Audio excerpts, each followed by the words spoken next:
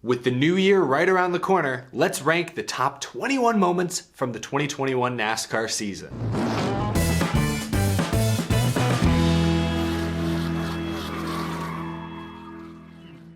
How's it going, y'all? My name is Eric. Welcome to Out of the Groove. I hope you had a very Merry Christmas. 2021 is just about over. So today I thought it would be fun to look back at the 21 most memorable moments from this past NASCAR season. We're looking at trucks, Xfinity, and Cup for this video. Thought it'd be fun to rank them, take a little trip down memory lane. So that's what we're gonna do here today. If you're new to the channel, be sure to hit that subscribe button so you don't miss any future uploads. 2022 is right around the corner. Racing will return before you know it. We'll have it all covered here on Out of the Groove, so hit that subscribe button to stay up to date on all things NASCAR.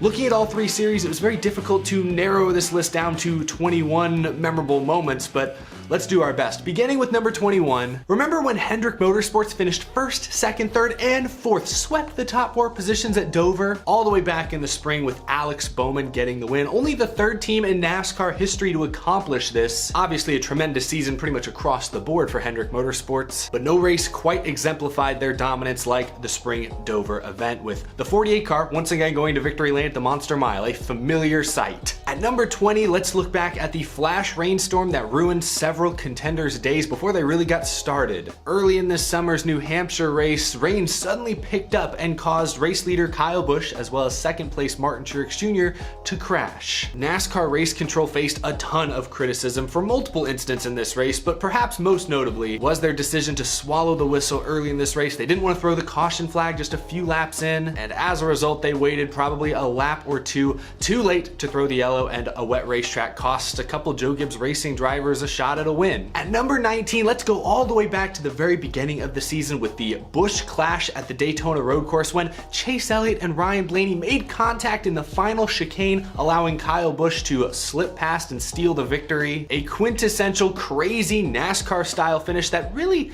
hasn't been talked about much this year, which is why I have it so low on this list. Like, it just rarely came up, and maybe it was because it was the Busch clash and not that many people really watched the Busch clash. I mean, look at the stands, nobody was there. That's why the race is being held in LA in a few weeks. Looking back, Chase Elliott very aggressive there, dove it in late, didn't really have the right angle to make that corner. Blaney didn't give him a lot of room, but Chase Elliott was never in the right position to make that pass work. He spins Blaney, Kyle Busch gets the win. A wild finish involving three of NASCAR's most popular drivers. It deserves to be on this list. It should be getting talked about more. That was a classic. From a mishap to possibly the greatest comeback in any individual race this season, Kyle Larson at the Charlotte Roval. Obviously great all season long, won the regular season championship, had a huge points cushion at the beginning of every single round of the playoffs, but at the round of 12 at the Charlotte Roval, mechanical issues threatened to ruin Kyle Larson's dream season. In the early and mid portions of this race, he was on pit road with the hood up, team was changing out parts, changing out the battery. They managed to fix the electrical issues, but Larson at one point in stage 2 was way back in traffic, several points below the cut line. For a moment, things looked bleak for Kyle Larson, of course the eventual 2021 Series champion, but he turned it on. Not necessarily thought of as a great road course racer, he was pretty darn good this season, but his best, or at least most clutch performance, was easily the Charlotte Roval, where he battled back in the late parts of stage 2 and through stage 3 to not only advance to the round of 8, but to also win the race itself. He walked out of there with the trophy. The early struggles Larson and the team had to go through, the implications that he might have been out of the playoffs early, the fact that he came through in the clutch, makes this a very memorable moment. At number 17, I gotta at least acknowledge Kyle Busch's Xfinity Series greatness. He won his 100th career Xfinity race at Nashville Superspeedway this year. He actually swept all 5 Xfinity races he started this year. He went 5 for 5, so he actually ended the season with 102 wins. Why this is significant, of course, 102 wins is more than double that of any other driver in Xfinity Series history. Mark Martin has 49. But this is also notable because Kyle Busch had said a few years ago that once he got to 100 Xfinity wins, he would, quote unquote, retire from the series. We don't know yet for sure if that's true. If sponsors want him to race Xfinity races, I'm sure he will still race some Xfinity races next year. NASCAR, of course, has significantly limited the number of races Cup Series regulars can run in lower series, but we'll just have to wait and see. Does Kyle Busch run Xfinity at all this year? Does he ever run Xfinity again? We'll have to wait and see. Still 100 wins, 102 now in the Xfinity Series, and only 362 starts. Yes, it's the lower ranks. Yes, he's beaten up on teenagers and early 20-year-olds, but that's still a very impressive number and a very impressive ratio. At number 16, Talladega, no stranger to spectacular moments. Joey Logano flying through the air in the spring, flipping on his roof upside down. This was a memorable moment, largely because of the changes NASCAR implemented as a result of this incident. Of course, after this incident, they tweaked the cars to try and slow the pack down, to try and lessen the runs. Joey Logano, shortly after the crash, said, "When are we gonna stop? This is dangerous. I've got a roll bar on my head. That's not okay. I'm one hit away from the same situation Ryan Newman just went through. I just don't feel like that's acceptable." NASCAR listened to Joey Logano and slightly changed the aero package for the super speedways. Also, Bubba Wallace with maybe the near miss of the century. Like, this view still gives me goosebumps. This is Hollywood level stuff. At number 15, Josh Berry's win at Martinsville was extremely memorable. Not only because it was a great win, great to see a local short track champion, a legend, come into NASCAR and in just his 6th start of the year find victory lane, but also because of what it led to. You know, he had some more success later in the year. He won at Las Vegas, filling in for Michael Annett, and eventually signed a full-time contract with Dale Jr. and Junior Motorsports for 2022. Josh Berry was a great story this year, and it all began with that win at Martinsville. And he didn't just swoop in and win that thing at the very end. He led 95 out of 250 laps. Showed the world how good of a short track racer he truly is. Excited to see him full-time in JRM equipment in 2022. At number 14, I told you we weren't done with the rain just yet. My shoes are still wet from this race back in May, Circuit of the Americas. NASCAR's highly anticipated debut at the Formula One track was somewhat dampened, well, literally dampened by consistent rain showers throughout the race, ultimately leading to a scary, violent crash on the backstretch between Martin Truex Jr., Cole Custer. Other drivers wrecked in this area of the track as visibility was virtually non-existent. Standing water was being kicked up everywhere. Nobody could see. Guys were checking up, running into each other. It was an absolute disaster. NASCAR had to red flag the race to dry that portion of the track. They ultimately went to single file restart, something we hadn't seen in years. Another situation where pressure was put on race control and they were a little too slow to react. At number 13, let's go back to the very beginning of this season. Ty Gibbs, boy wonder, he pulled off basically a pass in the grass to win in his first ever Xfinity Series start. At 18 years old, he became the 3rd youngest winner in Xfinity Series history. He's the youngest winner on a road course in Xfinity Series history. This was an extremely memorable moment. Ty Gibbs, of course, went on to win 2 more races on a part-time schedule, but this is the night that set it all off. And sure, he got some help from, Austin Cindric and AJ Allmendinger wrecking each other early in the race, getting damaged. Certainly made things a little easier on Ty Gibbs, but the dude still had to earn it. Really impressive performance, very memorable. At number 12, let's stick with the Xfinity Series. Daniel Hemric pulls off the bump and run to win his first ever NASCAR race and also his first ever NASCAR Xfinity Series championship. I watched the end of this race from literally right next to Daniel Hemric's pit box, and the energy was insane. The atmosphere was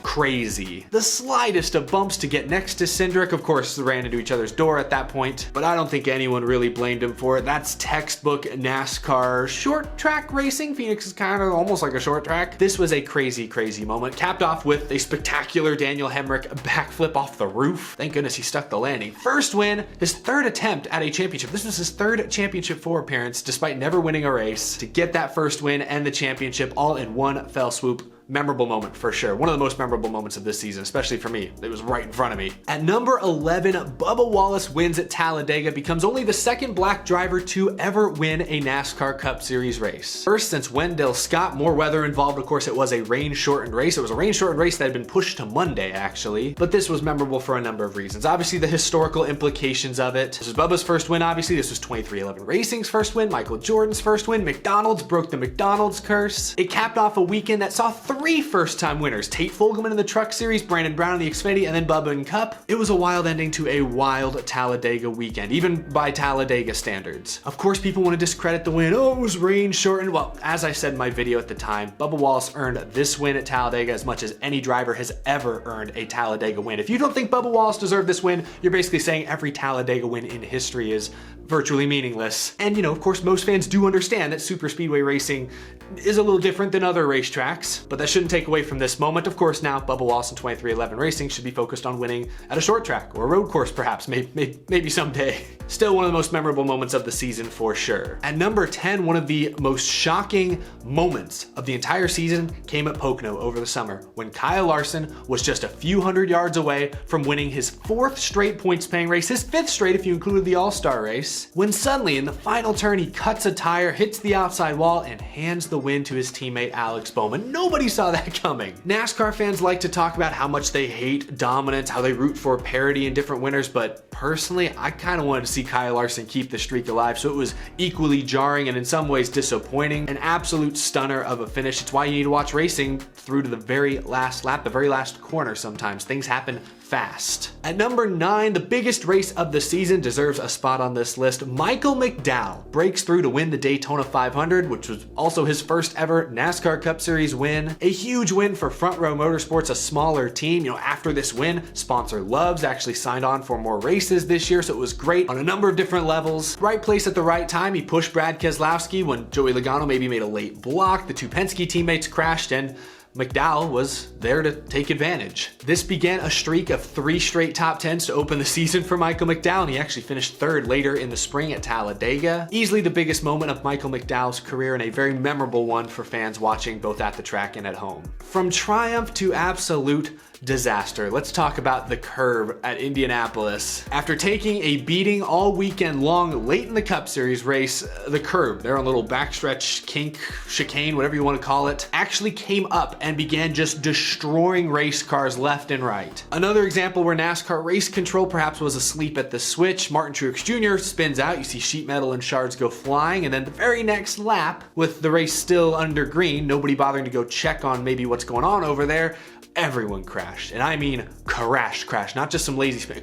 Look at these impacts. Oh my goodness. Another one where I was there in the stands and everyone was just laughing after a while, especially when they eventually removed the curb, like pulled it away on a tractor. Like people were jeering and cheering. Sloppy, yeah, unprofessional, sure, but it was memorable. That goes without saying. At number 7, let's talk about the playoff opener, the Southern 500, when Kyle Larson tried a video game move, a video game style move as he put it, to beat Denny Hamlin and almost made it work. This was a great race from start to finish, but the end with Hamlin and Larson, the two guys who've been up front the most all season long, battling for the win. Hamlin looking for actually his first win of the season. The drama was intense, and Larson doing Larson type things, riding the wall like it's a video game, like it's NASCAR Heat Evolution. Nearly made it work. If Hamlin doesn't move up in the center of the corner and take Larson's line away, I think Larson wins this race. Both drivers were kind of laughing about it afterwards. You know, good racing, good sportsmanship, just a good moment. Let's go back to the Xfinity series for these next couple. At number 6, we gotta talk about that Bristol finish. AJ Allmendinger, Austin Cindric sliding and wrecking across the finish line. Allmendinger getting the win and then plowing into the inside safer barrier. He gets out of his car to celebrate and has to immediately go into the ambulance before he can even talk to the media, talk to TV. Like, obviously, thank goodness everybody was okay, and it's a shame to tear up all those race cars at the very end, but that entire green-white checker, that entire overtime restart was just insane. It was Xfinity racing at its most Xfinity. Drivers in more durable race cars feeling like they have nothing to lose and just sailing it off corner after corner. And these are veterans too. Allmendinger, all guy are veterans doing this stuff. Just an insane finish that you don't see anywhere else. Bristol, Xfinity Series, NASCAR. I mean, this is it. Can't expect these to happen every week. Shouldn't root for these to happen every week. That would get expensive very, very quick. But when they do happen, once in a blue moon, my goodness, are they memorable. So that's number 6. At number 5, more Xfinity Series drama. Let's talk about the fight. Daniel Hemric, Noah Gragson, pit road at Atlanta after the race. Hemric approaching Noah Gragson on pit road. The two start swinging at each other. Look at this. An actual fight, not just hugging and shoving. Like, they threw some punches. I mean, guys got in the way pretty. It was a short fight, very, very short, but a fight. This, of course, stemmed from an incident earlier in the race. You know, I think Daniel Hemric took exception to Noah Gragson backing into his pit box on pit road, nearly hitting some of Hemric's pit crew. Dangerous stuff. Don't blame Hemric for being mad at all.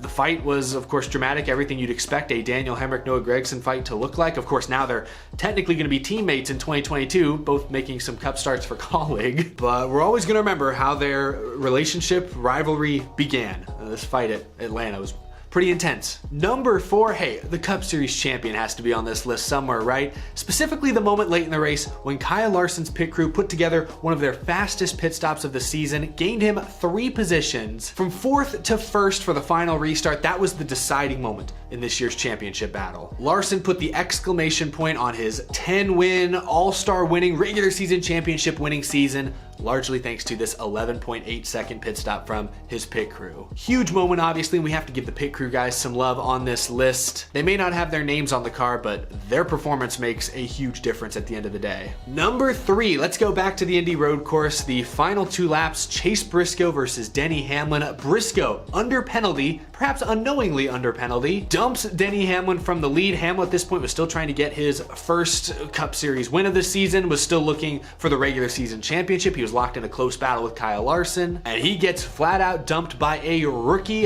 who's trying to win his first career race in his rookie season at his home track. Tensions took to pit road afterwards, no fight or anything like that, but the two were in each other's face having a very passionate, heated conversation. They actually debated on Instagram comments a couple weeks later. AJ Allmendinger went on to win this race, but looking back at this incident, you know, yeah, Briscoe should have known he was under penalty. I mean, he cut the corner pretty dramatically in turn 1. You could say, oh, Hamlin and the rest of the field kind of forced him off, sure, but he took that shortcut and came out wheel to wheel with the race leader. You had to know NASCAR wasn't going to look kindly at that. I don't think Briscoe was trying to wreck Denny Hamlin on purpose, but I do think he was intentionally being aggressive and was probably trying to at least bump him a little bit. At that point, if you've committed to bumping somebody and they wreck, that's your fault. Definitely on Chase Briscoe. Hamlin had every right to be frustrated, to be upset in that moment, but I also understand Briscoe being aggressive. That was one of his last chances at making it to the Cup Series playoffs. Of course, it's his hometown race. He's going to be aggressive. He's going to go for it if he has a shot. Just an unfortunate scenario that didn't work out for either driver in the end, but it's certainly memorable, so it's number 3 on this list. At number 2, let's stick with the Denny Hamlin drama. Alex Bowman versus Denny Hamlin at Martinsville at the very end of this season. Bowman late in the race battling Hamlin for the win, drives it in a little too deep, gets up into Hamlin and spins Hamlin out. Now at this point, Alex Bowman was already eliminated from the playoffs. Meanwhile, Denny Hamlin had a pretty good points cushion, but he was still battling pretty closely for a championship 4 spot. So no surprise, Denny Hamlin reacted very strongly. After the race, after Bowman eventually won, Hamlin interrupted Bowman's front stretch celebration. The two kind of just stared each other down, did a little dueling burnouts for a second, and then Hamlin drove off and moved on. I didn't have a problem with that at all. I mean, Bowman did just wreck Denny Hamlin, kind of like the Briscoe thing. I don't think it was intentional. Bowman said afterwards that it was an accident, and I believe him. But just like the Briscoe incident, I think Bowman was intentionally being aggressive. I mean, it's late in the race. You got to be aggressive. But you also have to be responsible for your own car, and Bowman dumped Hamlin. It was an accident, but that's what he did. Hamlin was still locked in a championship battle. Bowman was not. Hamlin had every right to be frustrated. I don't think anything he did on the front stretch afterward stepped over the line. I thought it was perfectly reasonable. Afterwards, though, what Denny Hamlin said on TV maybe stepped over the line a little bit, was a little uncalled for. Of course, this is when he called Alex Bowman a hack, called him effing terrible on national TV. At that point, okay, maybe Hamlin's gone a little too far. Like at that point, Alex Bowman doesn't need to call and apologize, or at least he doesn't owe it to you. You know, at that point, Hamlin had definitely stepped deep into it, and I don't fully agree with those statements. Obviously, Bowman's not a hack. He won 4 races this year. Hamlin's emotions were justified, but that doesn't mean his actual actions or his words were necessarily the best choice in that moment. I mean, helped Alex Bowman sell some t-shirts at least. Anyway, most NASCAR seasons, this kind of incident would have been the biggest on-track rivalry we'd see all year. Especially late in the season. I mean, this was Martinsville, the second to last race of the year. This would have been the off-season conversation, the big talking point to get us through the winter. But not in 2021. 2021 was so crazy that there was actually a different on-track rivalry that somehow eclipsed the Bowman-Hamlin hack thing. And that is number 1 on this list. And number 1 is actually a couple of different memorable moments. Chase Elliott versus Kevin Harvick, really beginning at Bristol, the night race in the first round of the playoffs. Both drivers racing hard late for the win. Harvick looking for his first win of the season when he gets a little sideways, drives up into Chase Elliott's left side, cuts Elliott's tire down. Elliott did drive in tight on his door, but Harvick was also trying to pinch him behind a lap car. So, I mean, Harvick cut Elliott's tire down. Elliott fell 2 laps down to 25th. Harvick held on to the race lead in the closing laps with Kyle Larson bearing down. Elliott came back out on track, took a little swipe at Harvick, and then basically took Harvick's line away in the closing laps, allowing Kyle Larson to catch up and ultimately allowing Larson to pass Harvick for the win. Harvick finished second, Elliott finished outside the top 20, both advanced to the next round of the playoffs, but neither driver was happy afterwards. They confronted each other on pit road. It was a long, heated conversation. They ultimately took things to Chase Elliott's hauler. I think a lot of fans maybe thought they'd settled things then and there at Bristol, but the very next week, Kevin Harvick, talking to the media, said that talking to Chase Elliott was like talking to a 9-year-old. And then a week or two after that, Kevin Harvick blatantly tried to take Chase Elliott out of the playoffs at the Charlotte Roval. Just fenced Chase Elliott, damaged the rear of the 9 car pretty heavily, but did not end Chase Elliott's race. And that would come back to haunt Kevin Harvick, as late in this race, Elliott, back on track on the lead lap actually, catching up to Harvick, hit the intimidate button on his controller because Kevin Harvick, seeing the 9 car in his mirror, drove it in a little too deep into turn 1 and plowed the outside wall. Ended his season, ended his race, ending the feud essentially with Chase Elliott getting the last laugh. You know, back when this was happening in real time, I was very critical of Kevin Harvick's actions at the Roval. I thought him taking out Chase Elliott first was ultimately uncalled for. After the whole Bristol deal, yeah, I understood his frustration with Elliott kind of holding him up, but he also cut Elliott's tire down. So I felt like that wasn't justified reaction to go out and try to wreck him a couple weeks later. Chase Elliott moved on, eventually made it to the championship 4. Harvick's season came to an unceremonious end. Of course, Elliott made the comments afterwards about having a merry off-season, Christmas, whatever it was, sold more t-shirts. These Hendrick guys and selling t-shirts with slow, I think it's a little cheesy, but go for it, I guess. The whole ordeal will be remembered for generations to come. It's worthy of number 1 on this list by a long shot. I'd be shocked if anyone has something different. This was an on-track feud that lasted 2 races, 2 playoff races late in the season. It doesn't get much more dramatic than that. But that's my list, the 21 most memorable moments of the 2021 NASCAR season. Let me know which you agree with, which you disagree with, if you think some should be higher or lower. Leave a comment down below. There are a lot of memorable moments that I didn't get the chance to talk about, like when Gragson got wrecked in the final laps at Homestead, or Bristol Dirt. That whole thing was a memorable moment. The trucks at Knoxville, that crazy, silly, sloppy, messy race. There were a lot of memorable moments this year that weren't able to quite make the cut. Leave your comment down below if I missed some of your favorites. But that's gonna do it for this special episode of Out of the Groove. Thank you so much for watching. As always, a huge thank you to my amazing Patreon supporters. I couldn't do the show without your tremendous support all year long. I greatly appreciate it. I hope everyone is staying safe out there. If I don't see you again until 2022, have a very happy new year, folks. Lots of exciting things to come next year. I can't wait to get started. Thanks for watching all year long. I'll see you again very, very soon.